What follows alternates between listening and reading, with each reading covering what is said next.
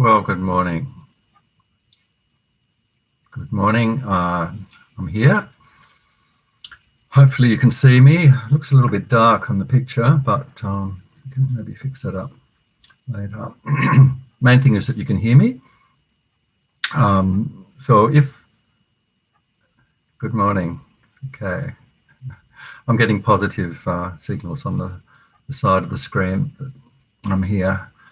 So welcome everyone to the very first online version production of our Drop-In Friday class. Good to see that there's some people here, and we'll just basically keep the format the same as ever. I'm because there could be some newcomers, I'm kind of treating this as a sort of introductory practice or session. So I'll spend a bit of time explaining what mindfulness meditation is, etc., for those people who may be new. So bear with me, the older students. Sounds great, good. People can hear, that's excellent. So I'm Alan, and welcome to our Friday class. Just a reminder, particularly for VI, people who are regular attendees at the centre, if you want to make the usual donation, apparently at the website you can do so for the class. It's optional, of course, but we have to keep the centre going even though it's closed to the public, still bills to pay, etc. So basically we're keeping the same format. We're doing our mindfulness practice for the first 20-25 minutes, basically using the breath as the object. Then we'll do a analytical practice. Today I'm going to do a healing meditation, given the circumstances, which is why I've got some stupas behind me. And so we'll discuss that when we come to it.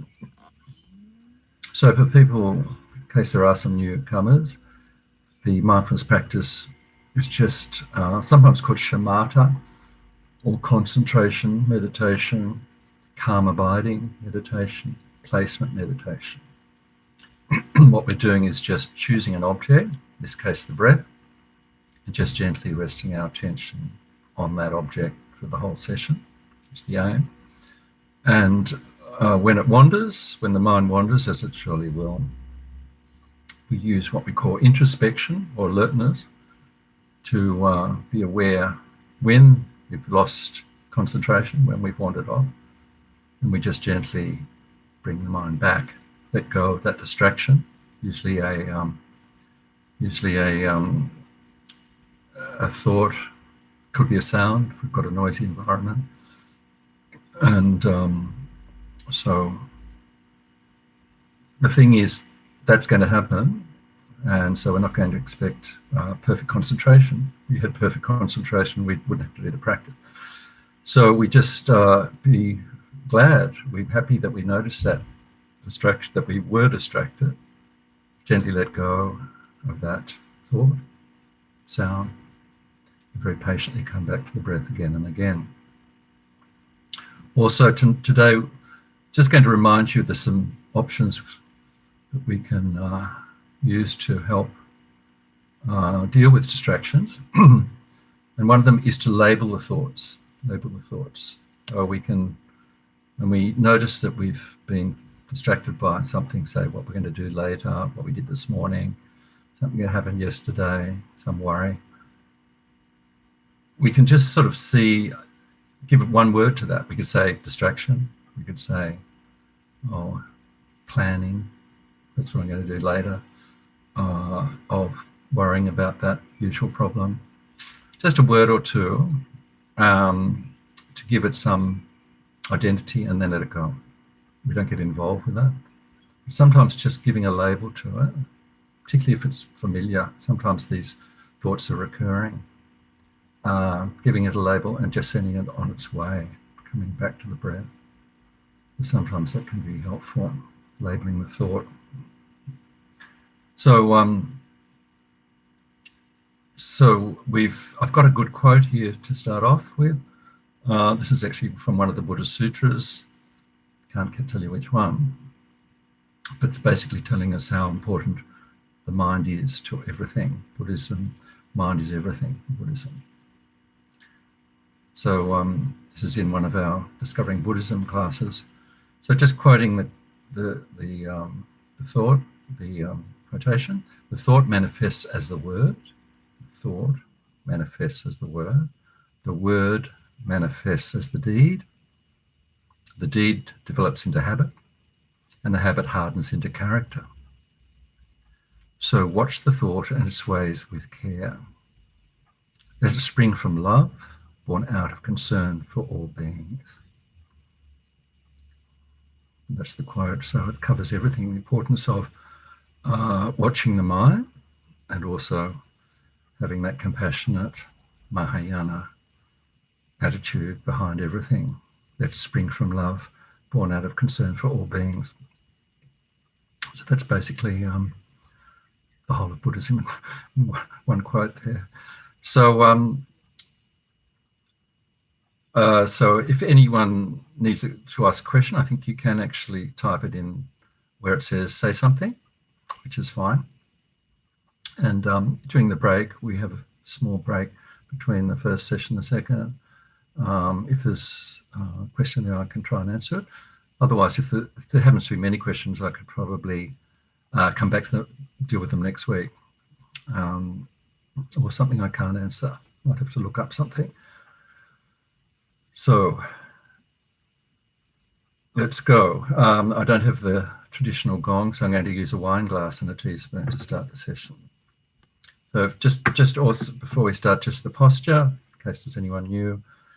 The thing is to be comfortable, either sitting down in a chair, on a cushion, even lying down can be very good for relaxing the body, because the body needs to be relaxed to get the mind to relax.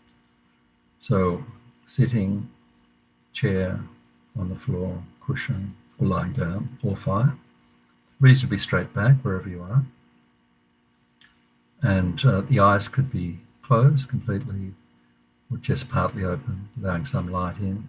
Said to be quite good to have some light if you're feeling a bit drowsy. And then just watch the mind. And we're starting with the breath. We'll start with the breath. So basically, I'll lead the meditation for the first, say, 10 minutes or so, and then we just sit in silence for the last 10 minutes or so, and I'll sound the gong. So the session will be about 20-25 minutes. Okay, let's start.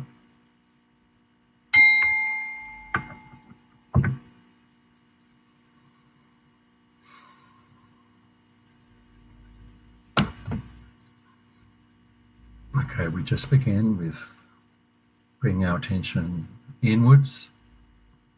What's happening in our body, what's happening in our mind. Just letting go of the outside world.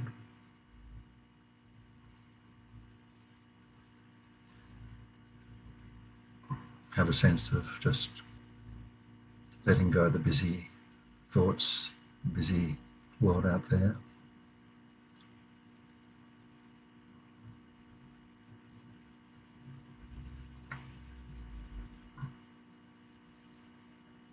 Take a moment to just appreciate how fortunate we are to be able to do even this 1 hour of practice, to take care of our mind, restore our sanity, getting our mind back to its natural state.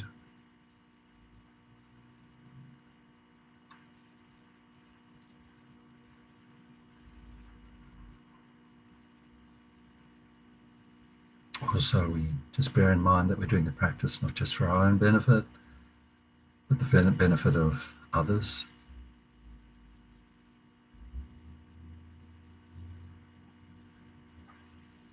That's the Mahayana motivation. All we practices are to benefit other beings.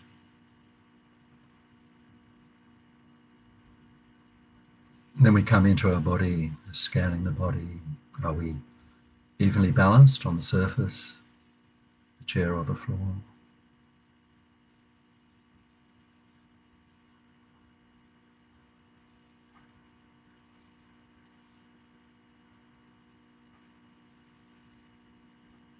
checking the upper body, particularly the shoulders, the neck and the head.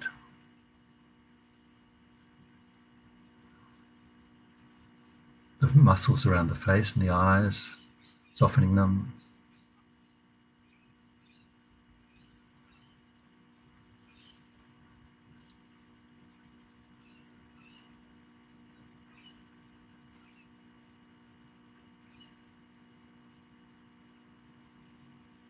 The lower body, just being aware of where we touch the floor or the chair.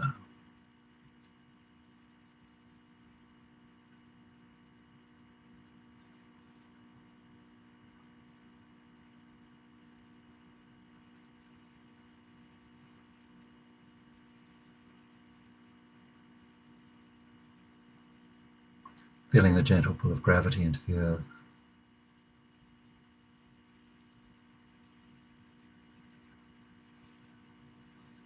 And allowing ourselves to be held by the earth, letting go.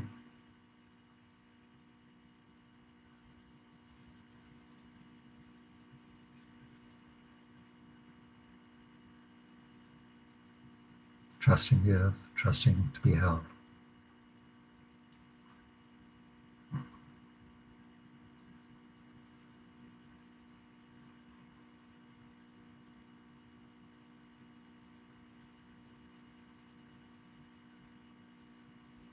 And becoming more aware of the breath, particularly the out breath in the beginning.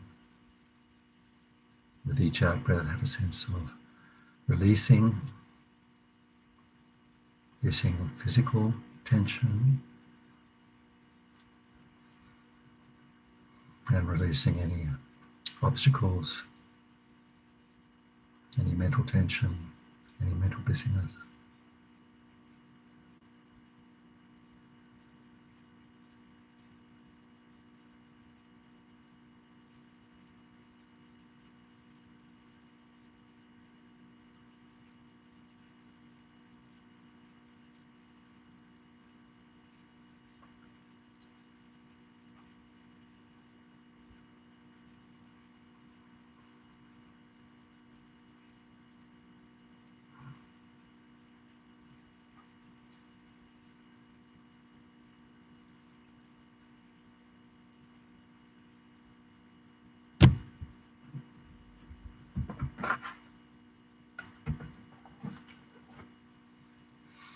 Then putting all our attention on the breath, the gentle movement of the body with the breath, without interfering, just standing aside.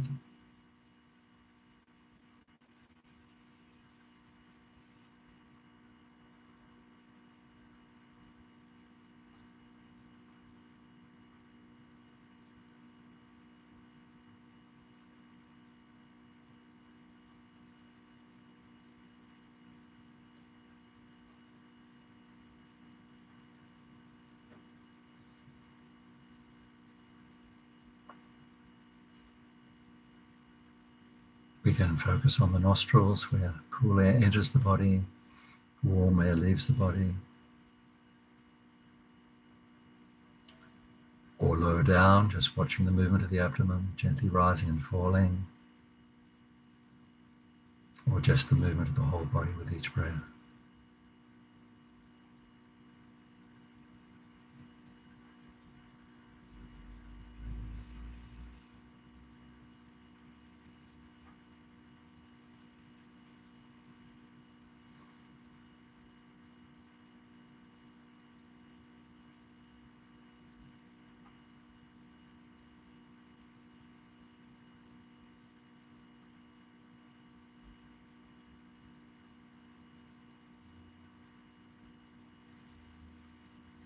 When we find that comfortable position, just resting our mind there on the breath, like putting down a heavy load,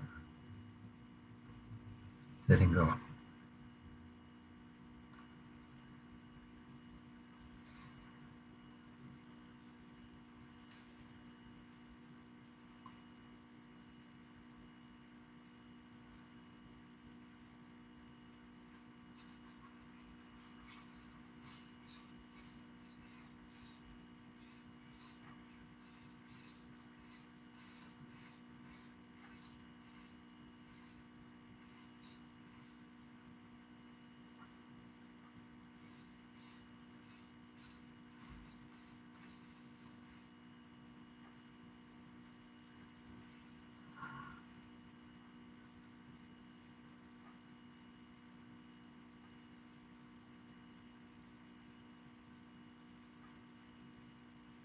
while most of our attention will be just resting on the breath, keep a little small part of the mind to spy, to monitor, to check, are we on the breath? Have we left it? Have we wandered on?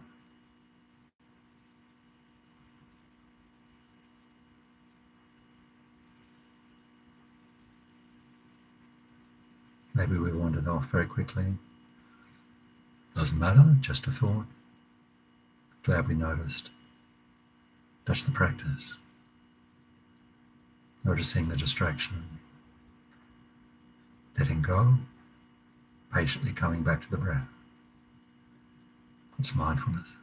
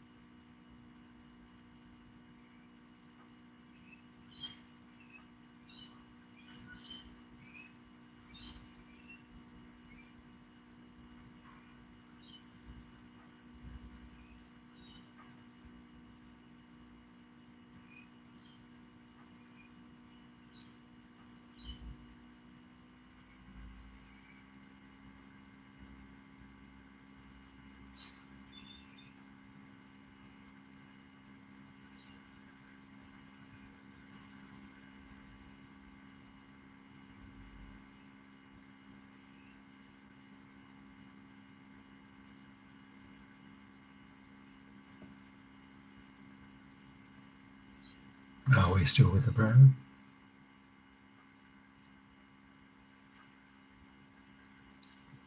If we're distracted, we can look quickly at that thought and give it a label. Thinking about that, worrying about that, planning, memory, worry, and then just let it go. Give it a word, let it go. Patiently come back to the breath again and again.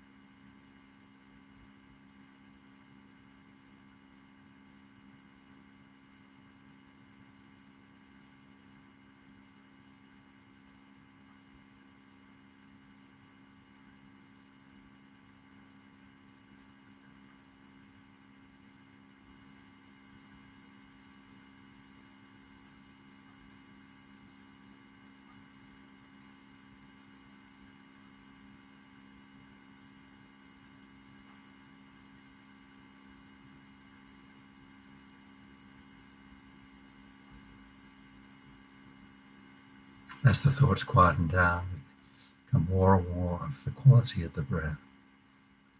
A long breath, short breath, even, uneven. Don't judge, just watch. That's the breath. Full flow of the in-breath, full flow of the out-breath.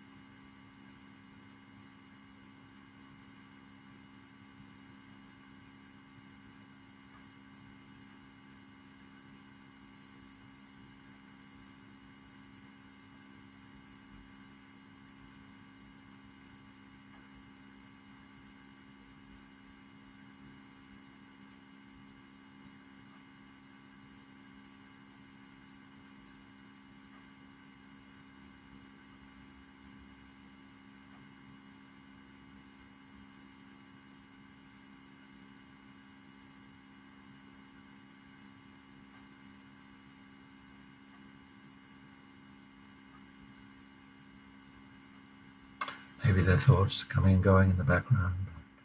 We don't follow them, we just stay with the breath.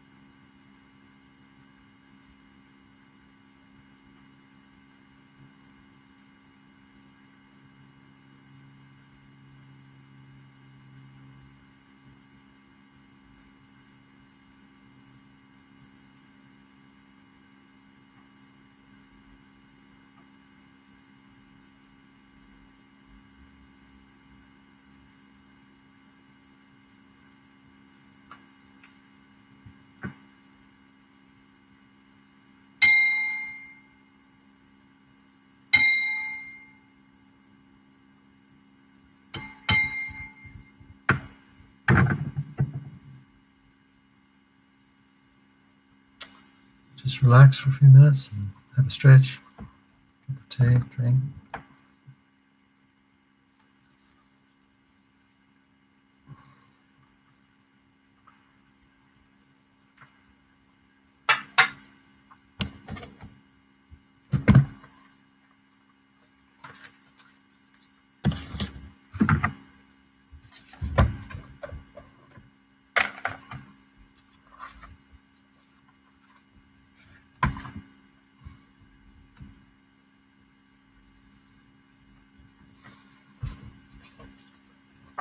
So feel free to tap in any questions you might have, comments, things that need improving, particularly the production. And we're all learning how to do this.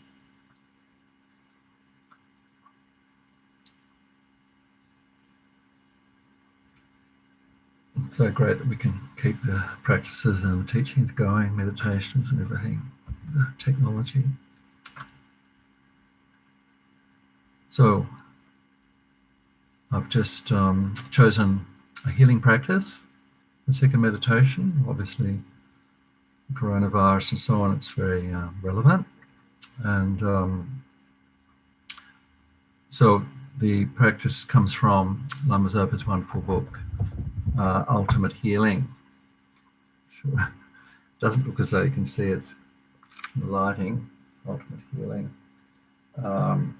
It's a great book, and I'll just read a few bits and pieces from it. So, Rinpoche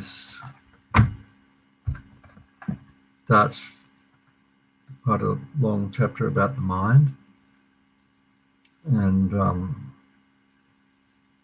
says that medicine, Western medicine, external medicine can heal physical sickness, but we need inner medicine to heal the cause of disease and to ensure that we never experience disease again. So that's the mind, of course, the cause of the disease.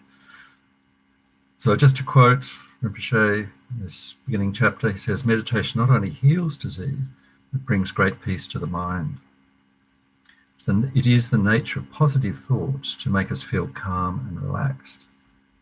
The best positive thoughts for healing are loving kindness and compassion. Loving kindness is the wish that others have happiness and the cause of happiness. Great loving kindness is taking responsibility upon ourselves to bring others happiness and its causes.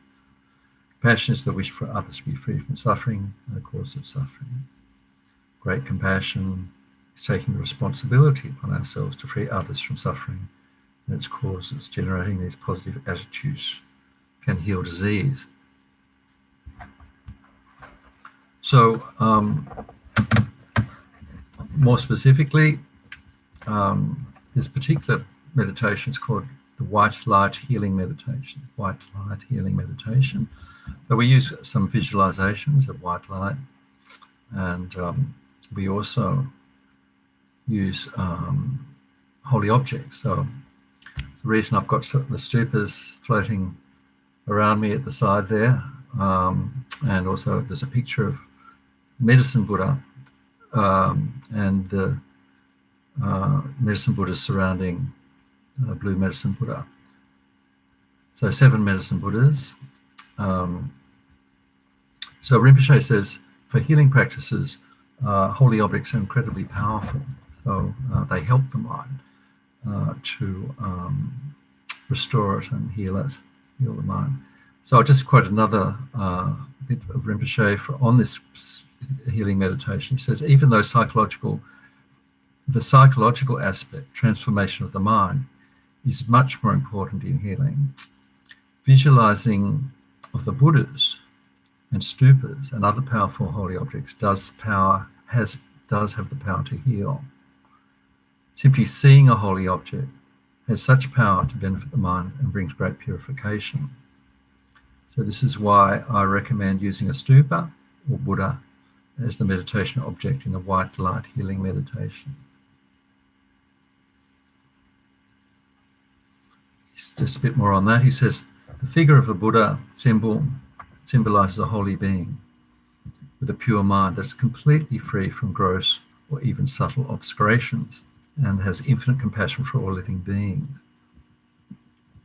The only thought in such a being's mind is to benefit all living beings. Such a holy mind has healing power because its omniscient wisdom is bound by infinite compassion. So obscurations, he says, obscure our mind, just as clouds temporarily obscure the sun. Just like clouds, obscurations are temporary, they can be purified. Clouds become thinner and thinner as they disappear, revealing the sun shining in the clear blue sky. In a similar way, our obscurations become thinner and thinner, revealing more and more phenomena to us. Though not actually new phenomena, they are new to us since previously we couldn't see them because of our obscurations. But then we are able to see fully enlightened beings in their pure form and hear teaching and receive guidance directly from them, as described in the life stories of advanced practitioners. So then he gives the option for non-Buddhists. He says you could visualize Jesus Christ, or you can even visualize any being who symbolizes ultimate compassion, wisdom, and so on, or even just pure white light. If you don't have any religion, he says, you can still do the meditation using just a visualization of white light that embodies this ultimate form of compassion. And he's just mentioned about stupas. He says a stupa is used as meditation object because stupa has healing itself, has healing power. The shape of the stupa is significant. From the top to the bottom, it depicts the whole path to enlightenment. It contains the base, the path, and the result. The base, two truths, the path, method, and wisdom, and the result, achievement of completely pure holy body, the holy mind of the Buddha. So during the practice you can actually use the stupas behind me or the healing Buddha, the medicine Buddha there. So the power of the mind is incredible for healing, for all aspects of our life. Just a couple of my own points about the power of mind. In modern medicine now they're using the placebo effect, they're recognizing placebo effect as having healing power. Placebo effect meaning that the patient is given something that's not a medicine, but told that it will have the power to heal, and quite often, more often than not, actually, the medicine does heal, even though it has no intrinsic healing power. So the latest research actually the patients are told that they're receiving a placebo. There was some controversy that it was cheating the patient if you don't tell them. And so now they actually usually tell the patient it's a placebo. And but it still works, interestingly. Even sometimes they're told that the placebo could have a side effect, and patients, due to their power of mind, can actually develop a side effect, incredibly. So this is all clinical studies. There's nothing esoteric about it. They've actually documented and found this has an effect. So this is the power of the mind, more clinical Western sense. So if it can do that, placebos mentioned power of the mind when we're using holy objects and using our mind, harnessing the power of the holy objects with the power of the mind. So, so we're in the actual practice, which I'm going to get onto in a minute. Rinpoche says we're using the healing object and the meditation to actually purify not just the cause of the disease, but the imprints, which is karmic imprints on the mind. That the cause of the disease, but the cause of all the problems, not just disease, but all our problems. So problems that we have in being human, having a human body with its frailties, get sick, and being in samsara, which means that we're actually subject to uncontrolled life, old age, sickness, and death. So we're healing the causes of that, being in this what we call cyclic existence. So in the practice, as I said earlier, we choose a healing source. Healing source could be a stupa, picture of the Buddha, it could be our own guru, if we have a guru, or just white light. And so we use visualizations, and we start off not using healing source, but just purifying our minds by visualizing that, breathing out all our causes of disease and obscurations in the form of black smoke. We start off with that. And then after we purified, we use the in-breath to draw in the healing white light from the healing object, stupa, or the Buddha image. And we actually imagine that we're breathing in that healing power to purify and to clear our obscurations and so on. And then finally we radiate out that healing power that we've accumulated in our mind to all beings. So it's basically visualization meditation. And so we start off with motivation. And I'll actually use a motivation using word for word Rinpoche's motivation for this white light healing practice. Okay, so let's give it a try.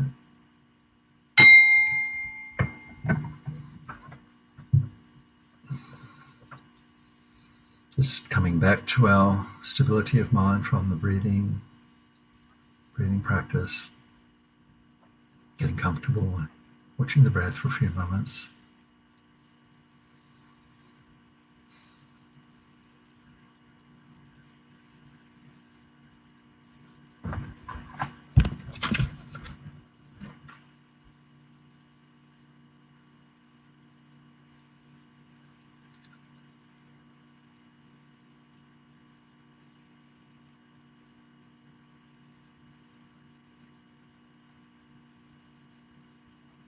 So I begin our white light healing practice by setting our motivation, thinking that the purpose of my life is not just to solve my own problems and find happiness, it's to free all sentient beings who are suffering from all their problems and bring them to happiness and to enlightenment. This is the meaning of being alive.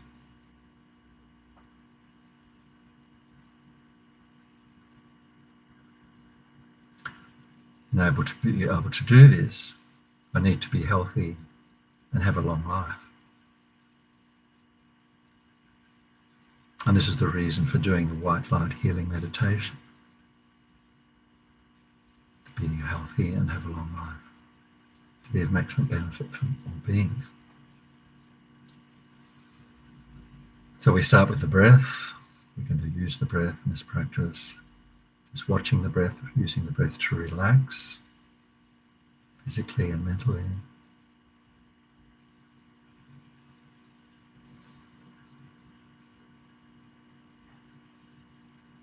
Taking 3 slightly bigger, longer breaths than usual, focusing, breathing in slowly, and out slowly.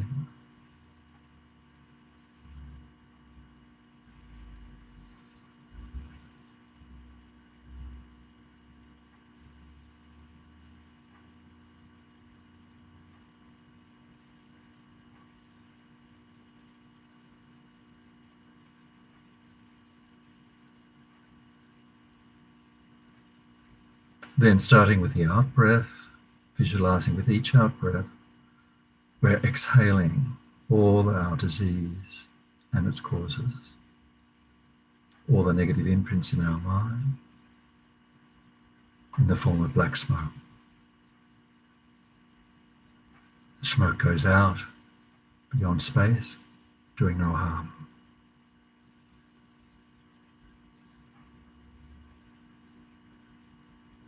Spending a few moments focusing on the out breath, exhaling all the diseases, obscurations, mental obstacles and their causes, black smoke.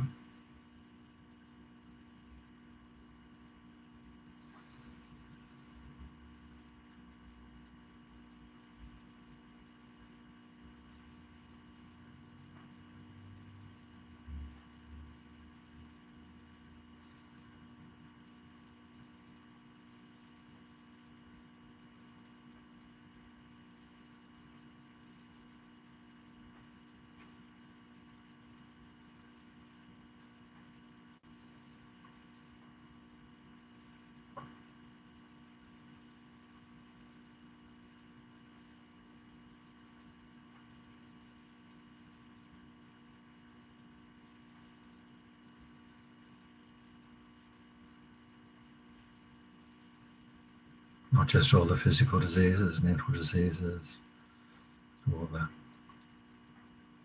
greed, the hatred, the ignorance, and their imprints, karmic imprints that they've made on the mind, all going out from a black smoke beyond space.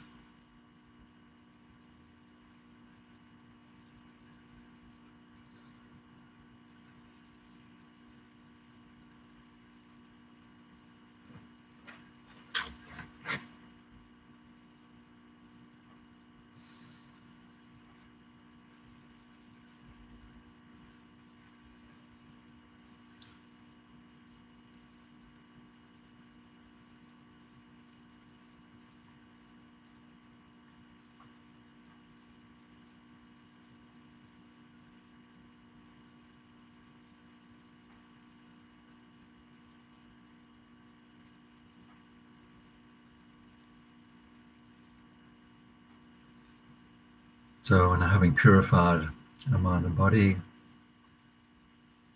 we now visualize the healing source, a source of healing, one that we have faith in as having power, ultimate compassion, ultimate wisdom, image of the Buddha, image of a stupa, which represents Buddha's body, speech and mind.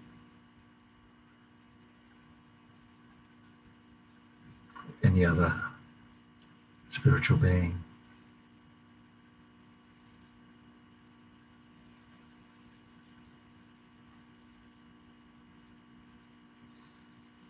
Could also be just a light source that represents, embodies ultimate compassion, loving kindness, wisdom.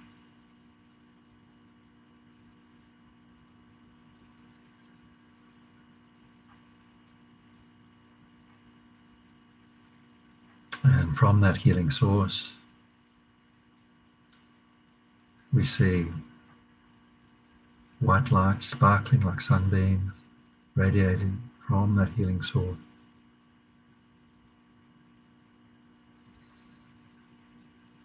A form of white light, nectar,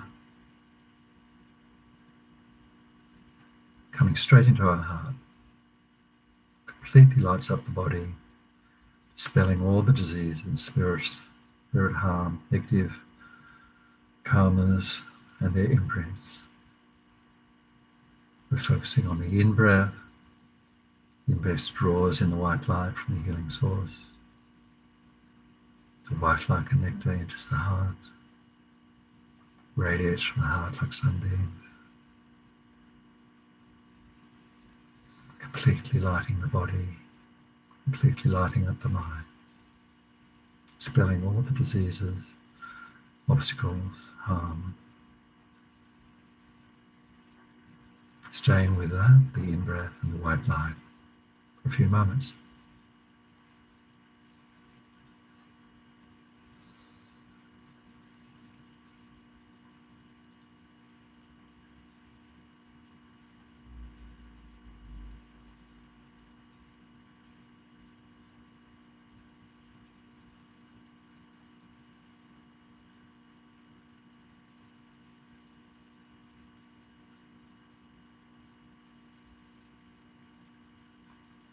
If you happen to know the Medicine Buddha mantra, you could recite that, or the Tara mantra,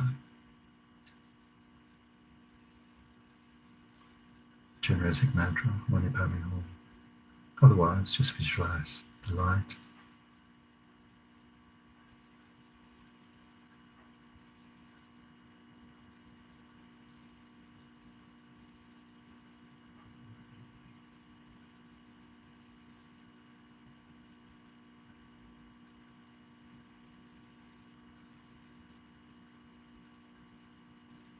If the visualization is not very clear, you can just watch the images of the Buddha there behind me, or the stupas, and imagine the white light coming from those images into the heart.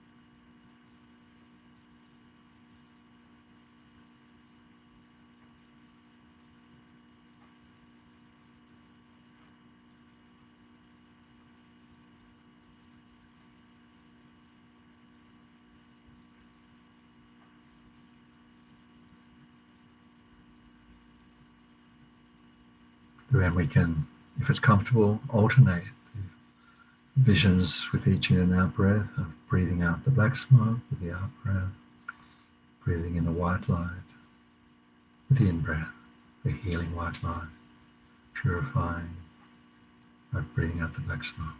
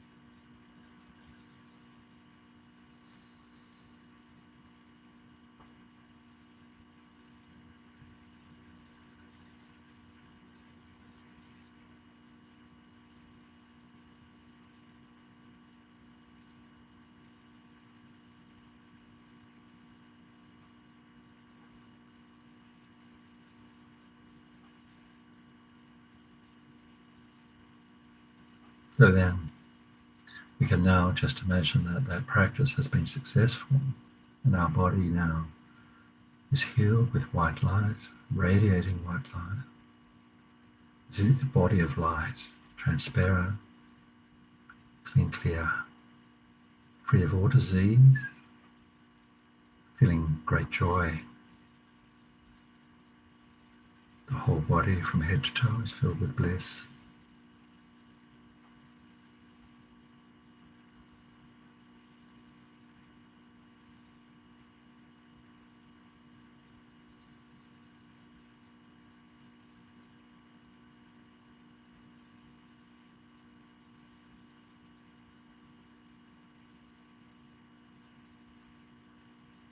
Feeling that our life has been prolonged and the causes of our happiness has been increased, and our compassion and wisdom has been increased.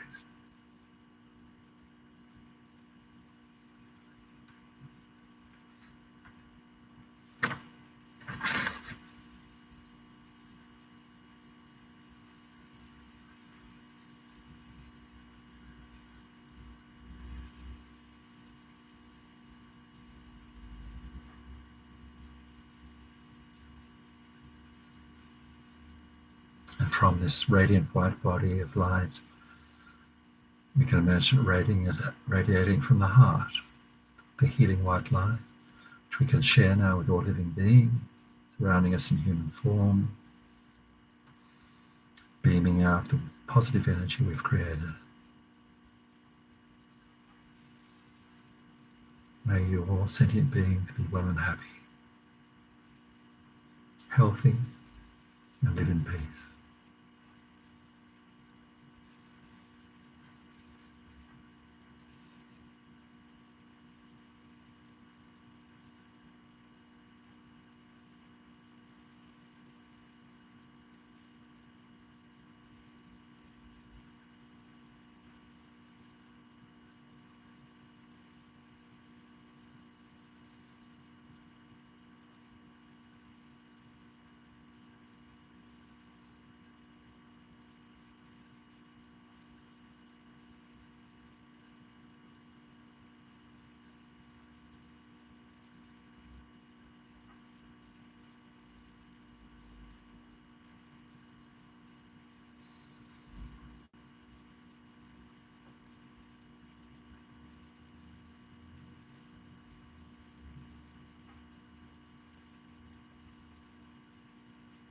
I'll just read Rinpoche's dedication, short dedication. It says, due to positive actions and the imprints of these actions done now and done in the past and future, I develop the ultimate good heart, which is bodhicitta, and achieve enlightenment and lead all sentient beings to enlightenment.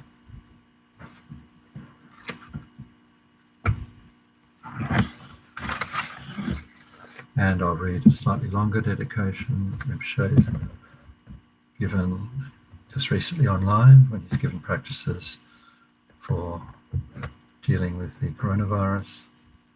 He says, due to all the merits of the 3 times collected by me, all the numberless Buddhas and all the numberless sentient beings, may all wars, sickness, famine, torture, poverty, economic problems in the world, all dangers of earth, water, fire and wind be pacified immediately.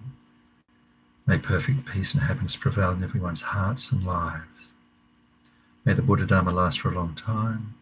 May sentient beings in this world meet the Buddha Dharma and achieve enlightenment as quickly as possible.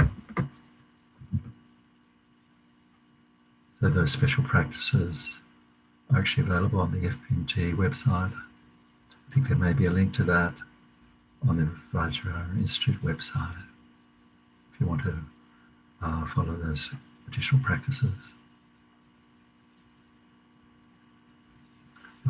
Also, His Holiness the Dalai Lama gave some advice which I noticed online yesterday, particularly recommending the reciting of the Tara mantra, or Tara Tara Soha, Tara Tara Soha.